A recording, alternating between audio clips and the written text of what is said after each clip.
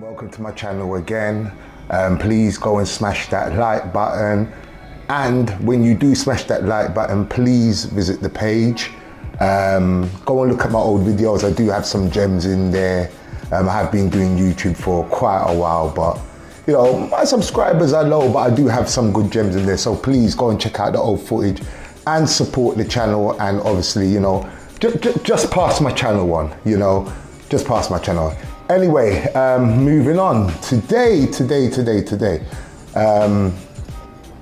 I even get into the show today, or the interview, shall I say,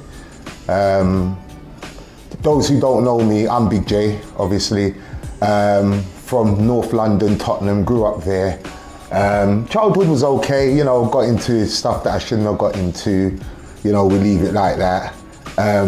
But growing up, the police was somewhat of, there's no really words to describe them, to be quite honest. I'm just not a fan of police. There are words to describe them, but to be quite honest, as I've got older, you know, especially with, you know, police brutality. I mean, did I grow up around police brutality? Oh, certainly. Did I see police brutality? Certainly, especially against people that look like me. It was a nice thing to see. As my family members suffered police brutality? Yes. Have I suffered police brutality? Yes. I've suffered discrimination, you name it, I've suffered that at the hands of the police. As I've got older, I have realized that it's important, and I always say bun the police, but as I got older, I do realize the importance of black police officers, especially in the black community, because one thing I can say is that as black people, when we show emotion and we get angry, we show it differently. You know, we're a culture in itself, so we show it differently, but I don't want to get killed showing my emotions. Do you understand what I'm saying?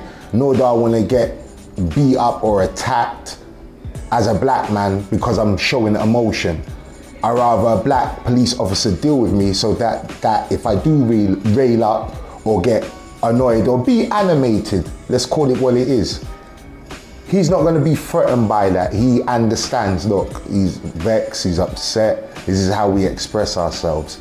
As a black British man, you know, especially looking overseas to the United States of America, I know you guys have got major issues with police corruption, police brutality, along with police murdering, you know, black people.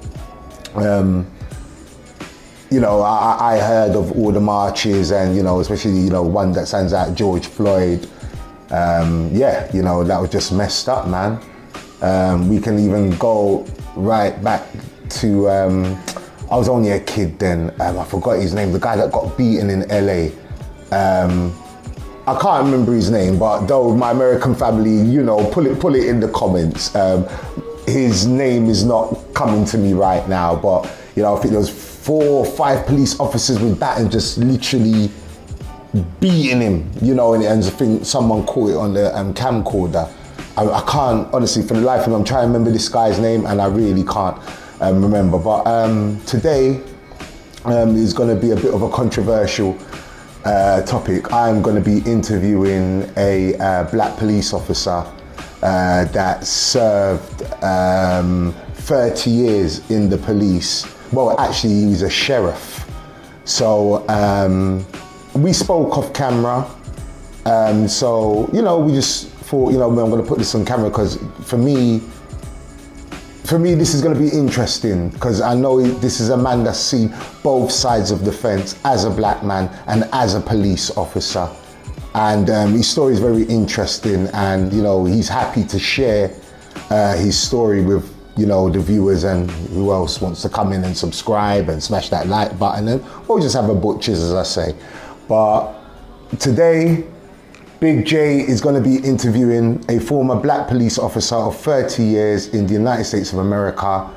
Stay tuned. Peace and love, manners and respect.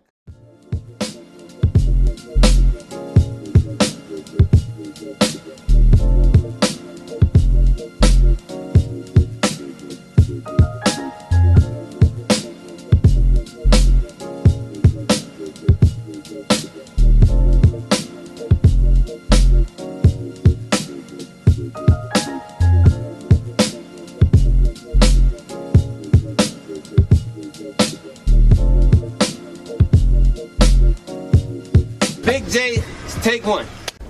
Greetings, people. Today's roundtable talk is with a former police officer from America of 30 years and also served 23 years in the military.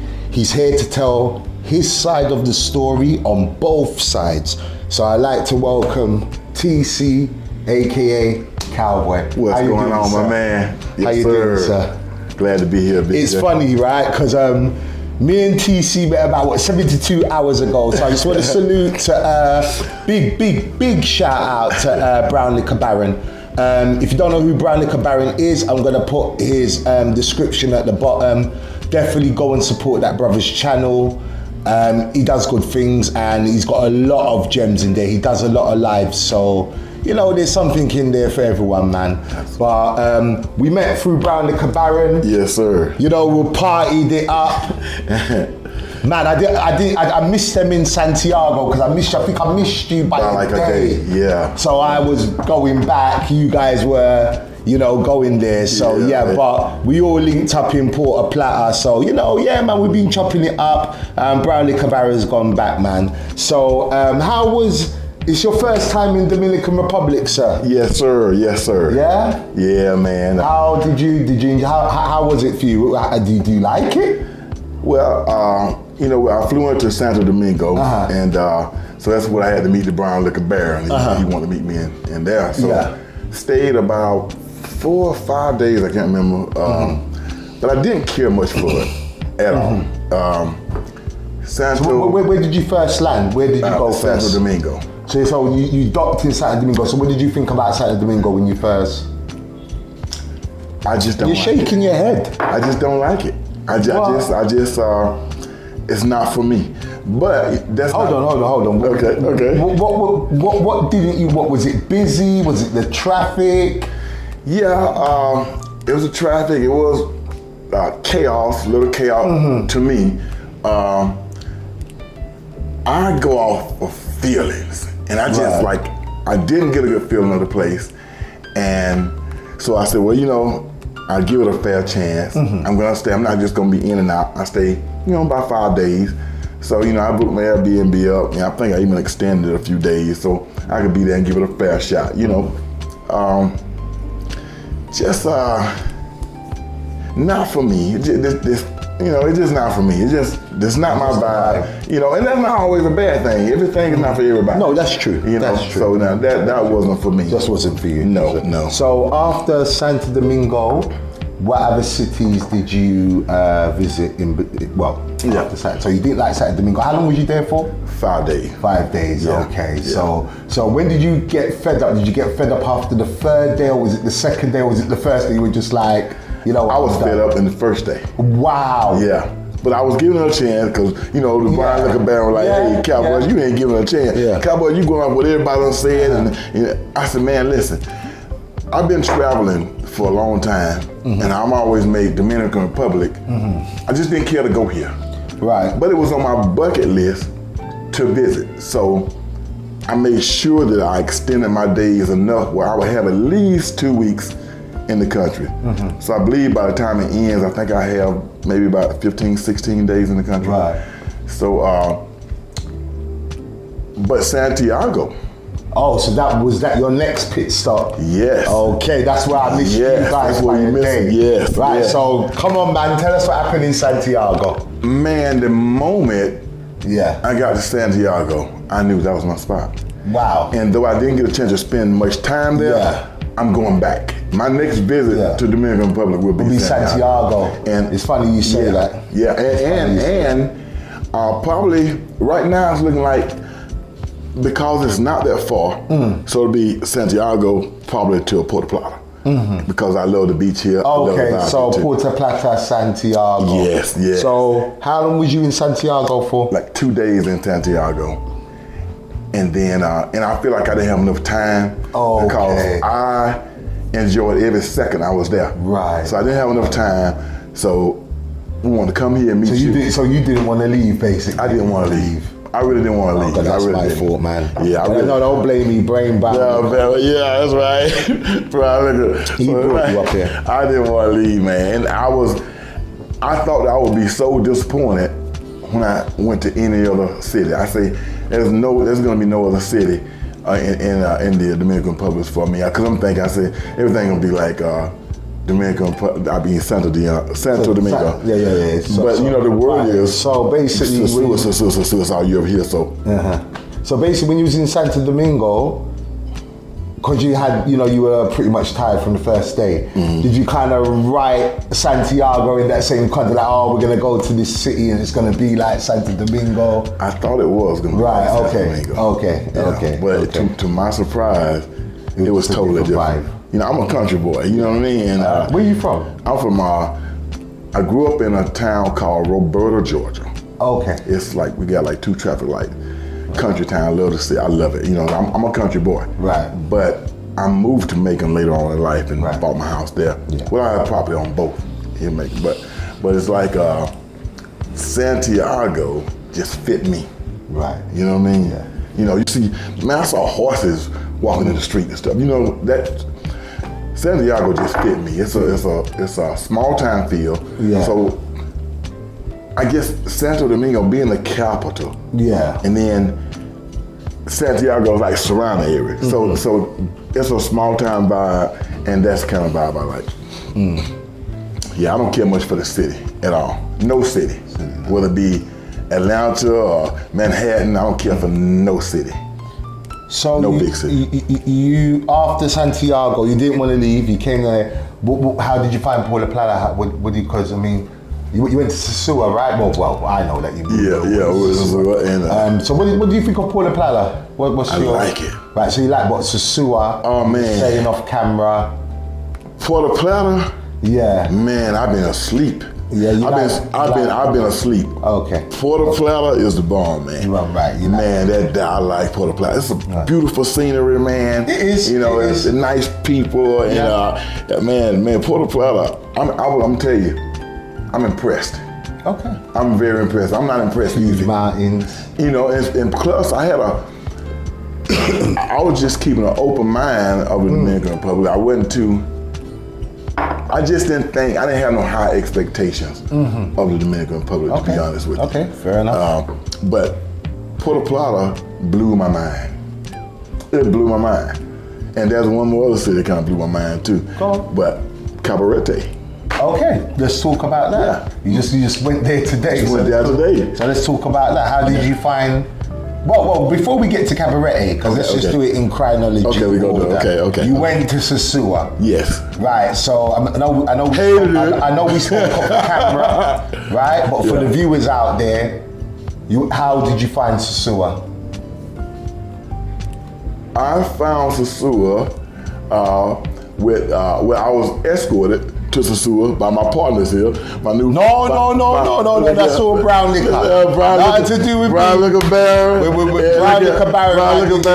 And my partner Big J here, he wasn't gonna leave me hanging. No, it was my first time. They're gonna make sure I go, because you really didn't want to go. No. You know, so yeah, we kind of talked you into it, and because it's my first time, you just showed some love. So okay, I got no problem. I just don't go down there, but I ain't got no problem. People want to go down there. Right. I'm gonna go down there. I don't have a problem. You know, I'll do some window shopping and okay, she look nice. You know, valid. Yeah. But yeah, you were saying you wasn't impressed with Sosua at all. I wasn't impressed with Sosua at all. Hey, I don't knock it though. Right. You know, I respect the hustle down there. Yeah. You know, and the people down there is enjoying it. Hey, I like seeing, you know, people enjoy themselves and all that stuff. But Sosua is, I don't think it's a place I ever go back to. Oh, okay. Yeah, I don't think I ever go back there. I mean, it would have to be maybe somebody come in and I'm showing love like you showed me love, and say, well, you know, I'm not gonna let you go by yourself, and I'll go with, you know, it would have to be one of those things. Right. Just not my thing, man. What did you enjoy most about DR? Most about DR, the scenery, man. Man, I'm telling you, man, I'm really impressed with DR. I didn't think it was this beautiful. Okay. I really didn't, you know. The scenery here, man, is mind-blowing. I did not expect it. You know, I know it's an island, but I've been to plenty of islands that don't look like this. Yeah, I was impressed. I was impressed. You know, got a chance to do a little, walk the Malecon, all the way up, and I don't know the name of the place. Fortaleza. Yeah, man, Fortaleza. It was nice, man. It was nice. On the cruise ship, innit? Yeah, man. That shit is massive, man. And the breeze come off the ocean, man. Yeah. Man, yeah. I'm sit impressed. There and chill, man. Yeah, I'm impressed. I ain't gonna lie. I will be back. So you will be definitely coming back. I will definitely come back. That's good. But for the country. Okay. Not for the Chicas. Right. Okay. Fair enough. Yeah. So what other countries have you visited? I've been from obviously DR, and I know we spoke of Cameroon, but for the So I'm not gonna list all the countries. No. Just a few. Because I can't even remember. But I would say this: since I retired. Oh, let me take it. Since I divorced. Just name a few. Don't have to be all. That's just basically. three, I started out doing cruises. Okay. When I first got divorced, I started doing cruises, doing Bahamas and Mexico and somewhere else I can't remember. Then and then I started traveling because I wanted to come here first to the Dominican Republic. Right. So after cruising, I started watching. I typed in one day on YouTube. I just typed in Dominican Republic. I don't know why I typed in Dominican Republic, but I did. And when I typed it in, it took me to tailor-made drinks. Okay, yeah. You know what I'm saying? I clicked on here and I just started watching him. Salute to tailor-made. Salute to tailor-made, man. Hey, I started watching him, and during that time, like he do like a lot of lives now, but during that time, he would do a lot of walking through and he'd be talking and speaking to people. And I'm like, and he's showing you the country. I'm like, hey, wait a minute now. So I kind of got addicted. So every time, I get to work, I log on and I start watching. Wow. And sometimes I think it took me to, sometimes it would take me to Marwa, you know what I'm saying? Because he was in Colombia at the time. So I said, okay, well this is, so I'm going back and forth. I'm like, well, Colombia, Dominican Republic, Colombia, Dominican Republic. So you do due diligence. Yeah. So I said, well, you know what? I'm going to book me a flight. So a friend of mine said, why don't you come to Colombia with us? I said, Colombia? Who the hell goes to Colombia? He's like, man, I'm telling you. I said, man, I really want to go to DR. He said, man, you can go there anytime. He said, I'm telling you, we already got a link up down there. He says that my friend's cousin lives there. Wow. Say he owns a cafe down there. And I don't know if you guys know, but it's Rob from Sweet Georgia Cafe is who he was talking about. So he say, okay, I've heard of it. Yeah. A lot of brothers have spoken about it. He said, you're like Rob, man, I'm telling you. So is that the owner, Rob? Yeah. Shout out to Rob, Shout out to Sweet Rob. Georgia Cafe. I haven't been there, but I heard your food is good. Yeah, man. Shout out to you. So that was the hook. That was when I first, so I linked up with our traveling group. Right. We went to Medellin, and we stayed there 4 days. Left Medellin, went to Cartagena, stayed 4 days, and we came back home. Wow. And the experience was mind blowing. I really had a great time, and I have never stopped since then. So I started after I traveled there many times. I would stay there. The plan was always 5-6 days. End up staying 2 months, 3 months, go home, come back, stay 2 more months in Colombia. So I stayed a long time now. Wow. So then Colombia started to change a little bit. So a lot of people, YouTube making it popular. A lot of people start coming down. A lot of people start doing crazy stuff, getting hurt, so Rob and all that stuff. So I said, well, Rob, again, he tells me, hey man, why don't you come to Brazil? But I said, that is too far. I said, going to Brazil is like going to Africa. That flight is so long. I'm not doing that. So he kept on, and how he finally talked me into coming to Brazil was he said that, look man, I'm having my I think it was his 50th birthday party. He said, come on man, come on cowboy. You ain't never let me down before. You gotta come to Brazil. And only reason I did because of just loyalty. That's my friend, and he says nobody else from the States are coming. I'm the only one. So, man, I jumped on the plane, man, and I landed in Brazil, and oh my God. Let me tell you something, I love Colombia, but Brazil? The food there is different. The food is different. Everything is different.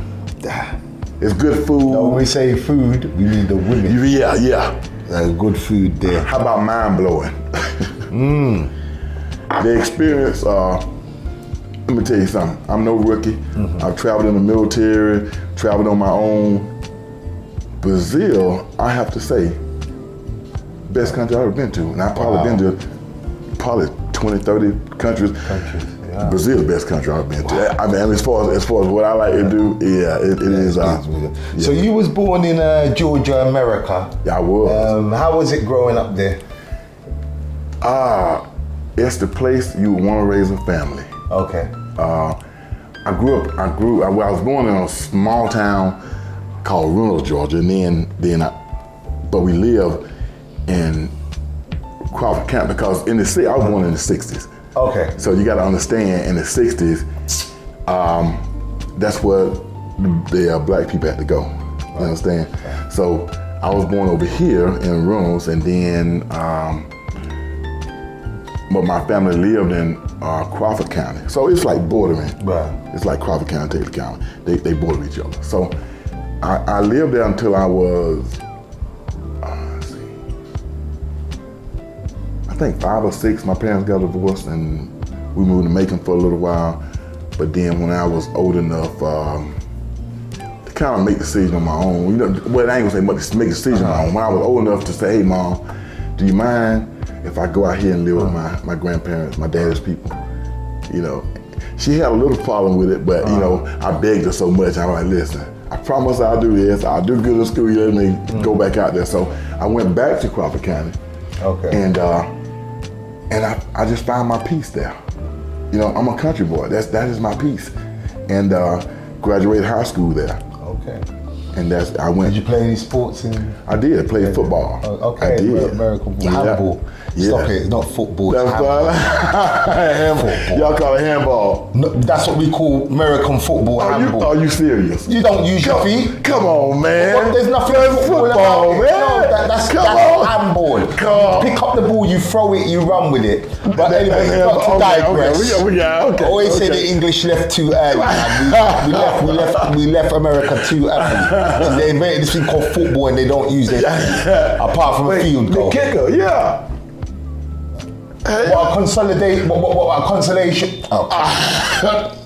Anyway, let's move on. Okay. So, you played American football in school. I did. Right, in high school. Mm-hmm. Was you any good? I was pretty good. Yeah, did you play any other sports or football was your... Just football. Just football. Yeah. So, was you going for the NFL? Was you going to college football? Did you take it seriously? I took it very seriously. Okay. But... you wasn't good enough. Be honest. I had to come to the realization that I was just too little to play at a higher level. Yeah, them guys are huge. They're big. I was just too little to play. I had a lot of heart. I was pretty good, but I was a guy like Brown and Cabarete in charge. Oh my God, yeah. I'd just be like, take the freaking ball, mate. But it didn't stop me though. I dished out a little bit and I took a little bit. I took a lot. But I knew that the last game of my senior year was the last game. So I wasn't saying, well, hey, I want to go to college and play football. I maybe could have walked on a smaller college and maybe made the damn team. Maybe say I got playing time. What position did you play? I played outside linebacker, but off like a defensive back. Okay. And I played. I'm sure the view. Yeah, I played receiver. Yeah, I played receiver. Was that wide receiver? Yeah, I know wide receiver. Yeah. But I knew I couldn't, my body couldn't take that kind of stuff. So I always knew from a child that I would go in the military. Okay. Because you joined the Navy, right? Yes. So what made you join the Navy? What was your, because obviously, okay, so you played sports in school. You said you was too small to make it. So, obviously, your life went in a different direction. Yeah. Did you go to university? Did you go to college? Because what led you going into the Navy? University. When I was a child, all my uncles on my mother's side, they were military. Okay, so you got family of military. Yeah, so I got family, then my mama had some friends that were military. So what I would do as a child, from probably the first grade, I would collect stripes. So you already knew that you were... I already knew what I was gonna do. I had military stripes. I had a collection. Started about in the first grade, and it was Army, Air Force, Navy, Marine. I had stripes from like E1 all the way up. You know, I was missing some on here, so maybe, but I pretty much collected all the stripes. That's what made you do from a young boy. I always knew. I used to walk around the house practicing my salute in the 2nd grade. Damn. Yeah. Shit, man. I always knew that I would be in the military. Did it change you going into the Navy? Because you know some people say when you go in the Army, it makes you a man. Did it change you? Yes. Give you values. Like, absolutely. Yeah. But I already had them.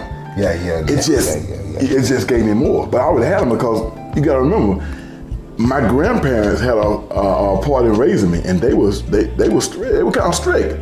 You know, they was lenient but strict. Strict, what I mean, I don't know if you call it strict.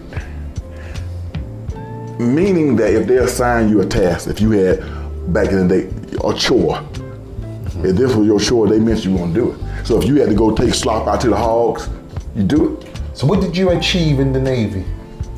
Did you get to a high ranking I did pretty good for a first enlistment, but I got out and joined the reserve while I was a police officer, a deputy sheriff. Right. Deputy sheriff, police officer, I'm a deputy sheriff. Right. But I didn't do very well in the Navy while I was in the reserve. Right. I didn't do it. I just did enough to get by. Would you do it again if you was to strike back? Would you do it again? Absolutely, absolutely. Active duty, I did good, but when I got in reserve, I just didn't. I didn't progress because I didn't give it no effort. You know what I mean? I didn't progress and go up the ranks. I got to a rank where I was like, okay, well, I have to be this rank to retire. Make that rank, and I just ease on, you know. And that was my thinking, because my concentration, it's like, I thought at the time, I was like, I just got too much on me. Because I was a deputy sheriff.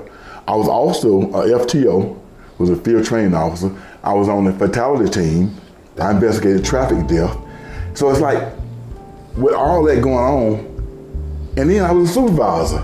So it's like, This is in the Navy? No, this is in the police force. Okay, so we're going to get on to that. Okay. I just wanted to finish that segment. Yeah, what I'm trying to say is, yeah. I didn't progress like I should have in the Navy, because I just had too much on me. So when I do all this, now I got to go change uniform, and I got to drive 100 miles because I got to report for military duty. Yeah. You know, so it's like trying to juggle both of those.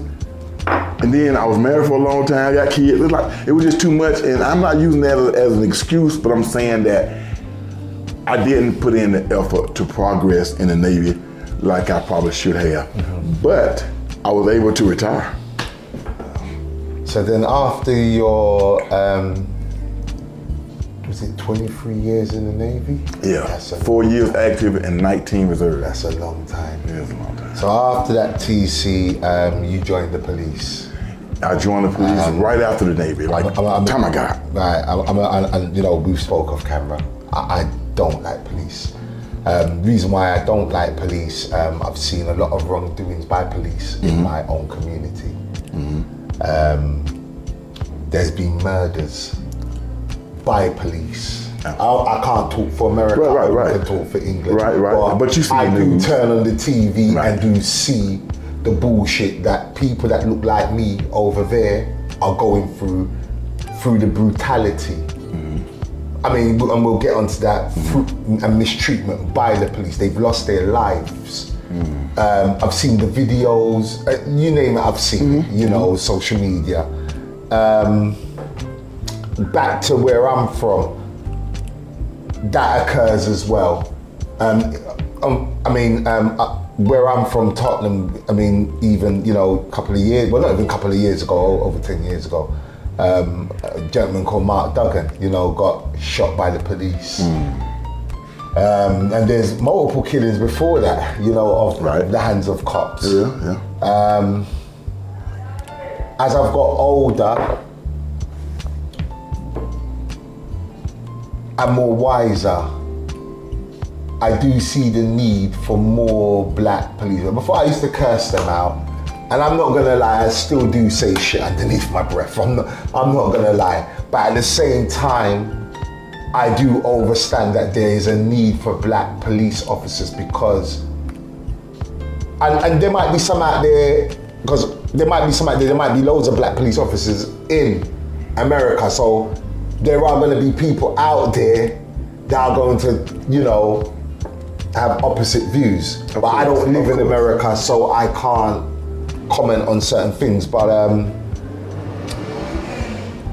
yeah, I've understood the need for black police officers as I've got older. So because you know the kids, they can understand the kids from the same background. So me railing up, showing my frustration is not threatening. Do you understand what I'm saying? So.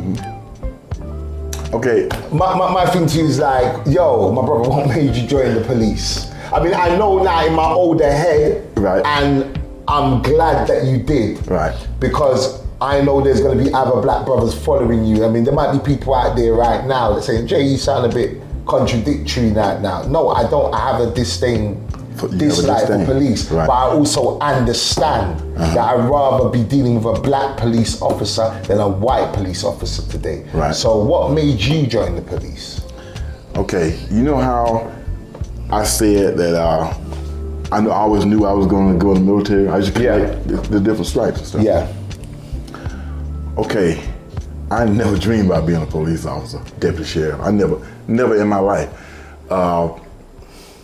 I believe my thought process was like yours and many other black people growing up.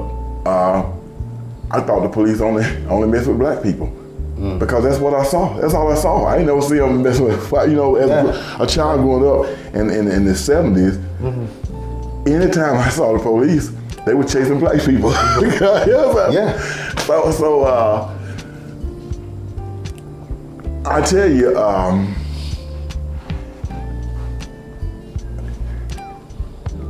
my dad, God rest his soul, he was a good man. He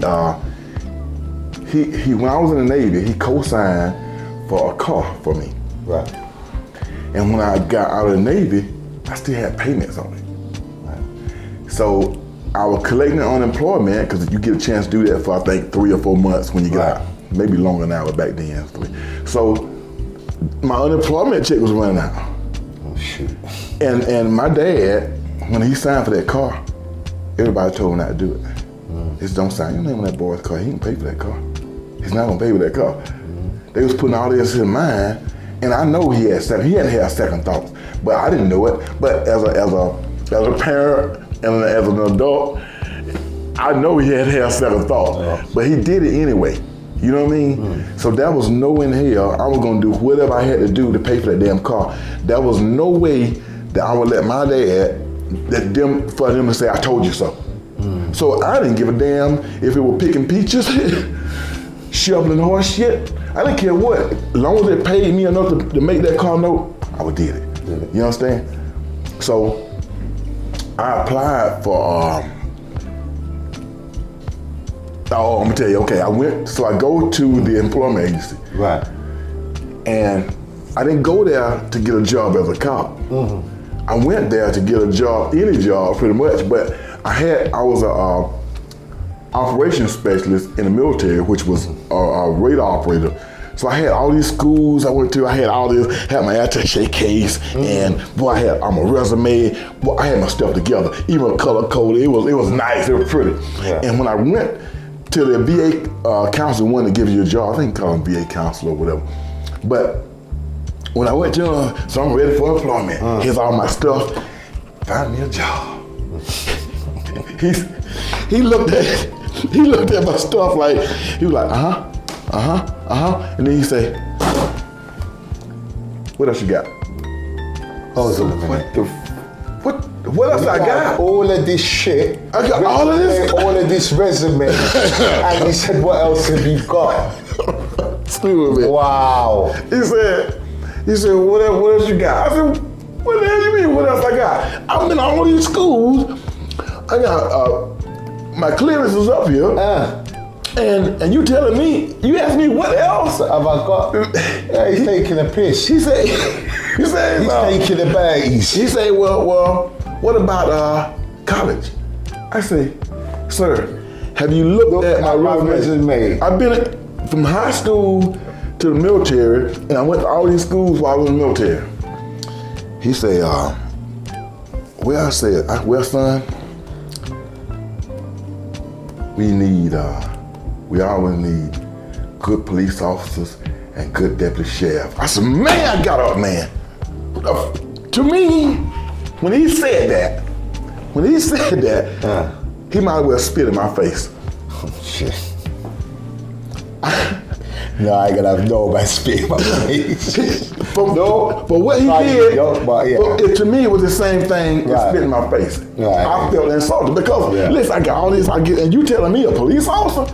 That thought ain't never crossed my mind to be in a cop. Yeah. So I left, I walked out. I ain't say nothing else too. I just grabbed my stuff, put my little stuff back in my briefcase, went home.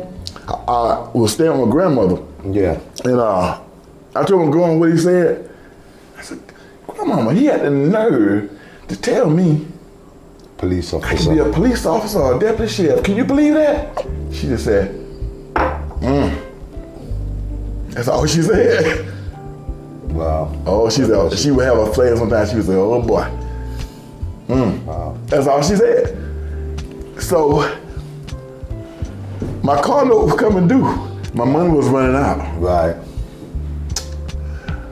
About 3 weeks later, I was down to fill out the application. Hardest thing I ever did. I did not want to fill out the application. So I filled the application for a deputy sheriff and a corrections officer, same time. Okay. Well, the process for a deputy sheriff is a little more strenuous because they got to do damn psych. You just got to go a whole lot of stuff. Let me see, background, and at the time, if you're black, your background might be a little more extensive. Right. You know what I'm saying? So, so I got a job as a correction officer, and I worked that job for I think 3 or 4 months. As soon as I got out of training, while I was in training, they called me. What was the training? So you went for training for correctional officer? Yes. While you doing the training, the police called you? Yes. Oh, shit. So I had to stop at McDonald's, change my damn correction uniform, put on a suit right quick, and go to the interview. Yeah. Wow. So wow. And when I got to the interview,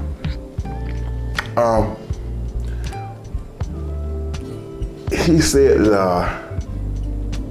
he looked at my record. I was traveling. I would come home a lot when I was military, so my driving record wasn't so good. Right. So I didn't think I would get a job because he was looking. He was like, and I really didn't care if I got a job, to be honest with you. But then he was like, you know, there's no way I could hire you. You know what would happen with a driving record like this? If you went out, just say you was running blue lights and sirens, and you went out and hit somebody, the first thing they would do is pull his driving record, and it would sue the department. You know, and you're a liability. So okay, I was really get him to go. He spin his chair around, turn his back to me.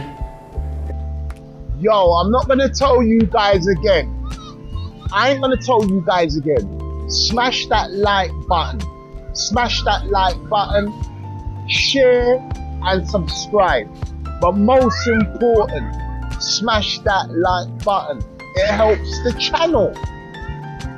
I ain't gonna tell you guys again. If I have to tell you guys again, I'm gonna have to come and find you. I'm gonna have to come and find you. I'm gonna have to come and find you. And I'm gonna have to especially come and find you. Smash that like button. Peace and love. Manners and respect. And I know he was part of doing this. And he spin his chair back around. He said, but you know what, Navy man, I'm gonna give you a shot. I'm not worried about your driving record right now because I'm gonna put you in the jail. I'm gonna put you in the jail and make you work the jail for about 5 years. Hold up, so you worked in a jail, sheriffs work in jails? Yes. Wow, Yes. I didn't even know that. Yes. Sheriffs, so they're not only they're out on the street, you know, doing, but you got sheriffs in prison. And I'm hold me, because I have seen. So hold on. Let me get you. And forgive me, America. Forgive me. I'm from England, so you know, it's a different culture altogether, obviously. So I'm gonna go back to the movies. So movies, when I see, like some movies you watch, and the prison guards are wearing that hat. They're sheriffs. Rotted. Yeah. I didn't even know that. Continue. So he did just what he said. He put me in the jail, and I didn't stay 5 years. I stayed 7. but I'm gonna tell you something. What? Back in my day now, they might be doing something different now, but I know the sheriff still control the jail. Yeah. But back in my day, I'm not saying that everybody needs to spend that much time back there, but I am saying this, that it made me a better officer. Okay. Because it makes you deal with people. And if a police can't deal with people, he ain't worth the suit he's standing in. You gotta be able to deal with people. And working in the jail, you deal with all kinds, from the mental health to the really, really crazy, to the really, really harsh criminals. And in the jail and the prison is different, because in the jail, these people haven't been sentenced yet. So they have, you can't treat them as certain things, they haven't been convicted. So they ain't convicted, innocent until proven guilty, right? So they just in jail waiting on their court date. So it's a difference between somebody sitting in jail and somebody sitting in prison. The ones sitting in prison, those guys been convicted. These guys here, they just in jail awaiting their trial. You understand? So it's a difference. So, and I think it's a harder job, really. It can be a harder job because there's certain things they're entitled to. They have rights anywhere, but in the jail, they're not convicted. You understand? So they're just waiting on their trial date. So, what was the training like? The training back then they sent us to like academy. I think it was only like where this is a lot of weeks now. I feel like it might be 20 weeks now. And I'm on 12, 13. Some states might be 20. I heard weeks of training. But back when I went in, it was only 6 weeks. Wow. It was only 6 weeks of training back when I was, 1991, 2. When I went through the academy, something like that. It's been so long, I think it was 92. So you completed your training, you obviously worked in the prison, we call it prison, you guys call it jail. Right. Service for 7 years as a sheriff. So after that, I think you went on duty. As we say in England, on the beat. On the beat, yeah. On the beat, you went on the beat. And did you incur any racism from other white officers at all? In my department, I'm gonna tell you something. As a black man, whether you in law enforcement or any other field, it's the same thing. It's always gonna be some. Right. There is like maybe the way they do the promotions, the position they fill here, so trust me, it exists. So it exists just like it does in any other job. But so you're saying basically you saw racism in your job as a sheriff? Of course, but it wasn't blatant. But come on, man. You can see it. Yeah, of course, you can see it. Yeah. You know, and so you have to deal with. You know, I remember when I was going through training, and they issued me this gun on the fire range, and they issued me this gun. So, is it racism? You be a judge when I tell you. Yes. We'll talk about your training, my brother. So you said when you trained, was it shooting training? Yeah, go ahead. Yeah, so I was telling you we were finishing that with this. I was going through shooting training, and they issued me a gun. Keep it talking. That they had bent sights, and they knew it. Yeah. The gun had bent sights, so it was smushed down. And when I asked for another gun, I showed them, I said, listen, the gun has bent sights, man. Can I just get another gun so I can qualify? Yeah. You know, and then you can have this one, I can have this one fixed or something. I just need another gun so I can qualify. Do you know the training officer would not give me another gun? Why didn't want you to pass? Then he tried to say that I bent it. So another guy said, you know he didn't bend that gun. Yeah. That gun belonged to another officer, dropped it on the concrete. I remember when he did it, and instead of fixing it, you reissued it to him. And I was down to the last 2 tries. If I didn't pass these, I needed 2 qualifying scores.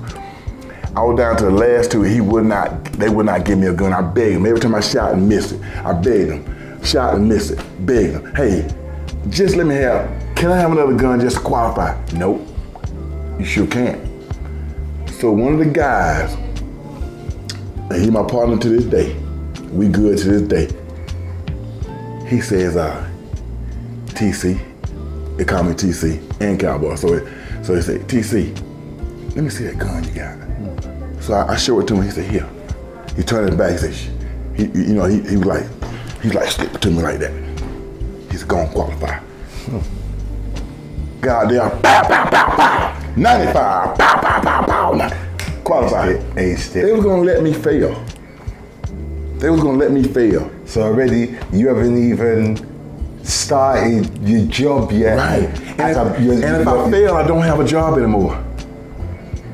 Not only do I fail this class, this school, I don't have a job no more once I fail. Back then, if you fail, you fired. They was gonna let me fail. So before even becoming, you incurred racism off the bat. Absolutely. Wow. Absolutely. Did you ever find yourself compromising yourself for this job at all? Like in certain situations? I never had to compromise myself because I was raised right. I believe in what I'm doing, and of course people gonna present stuff to you, but I have never, ever thought about being, I'm never compromised my integrity for nobody, you understand? Because my folks raised me right. So there's nothing you can tempt me with. You couldn't even tempt me with $1 million. I don't care. You can't tilt me when I'm in my uniform. Period. I take it real serious. I take it real serious. There's nothing you can say to tempt me. You know what I'm saying? Nothing. I don't give a damn what it is. I take that very, very serious. So if I'm driving and I've got like 10 kilos of coke, you going to jail. Hey man, look, here's a little 50 pack, man. That's you. No. You know, come on, you going to jail. Let me go. And you going to jail. I'm 100 grand, man. Look, $100,000. I'm going to write you for everything. I'm going to write you for every book known to me. $100,000 tax free. Don't need it. I go my way, you go yours, Sheriff. I don't need it. I don't need nothing that bad. I don't need no money that bad. You know what I mean? So how did your family, friends, black people that you grew up with, your community, how did they take towards you becoming an officer? My family, they loved it. They were very proud of me. It really made them proud. Because in my community, okay, you had police officers and you had sheriffs. Right. Most black people joined the police force. Not many black people were sheriffs. Right. You understand? Yeah. So when I joined the sheriff office, it was like, that was a big thing. You a black man? You black and you joined the sheriff office? The sheriff office used to be a place where... Just white boys. Yeah. Wow. You know? So they was extremely proud. And there's nothing in the world.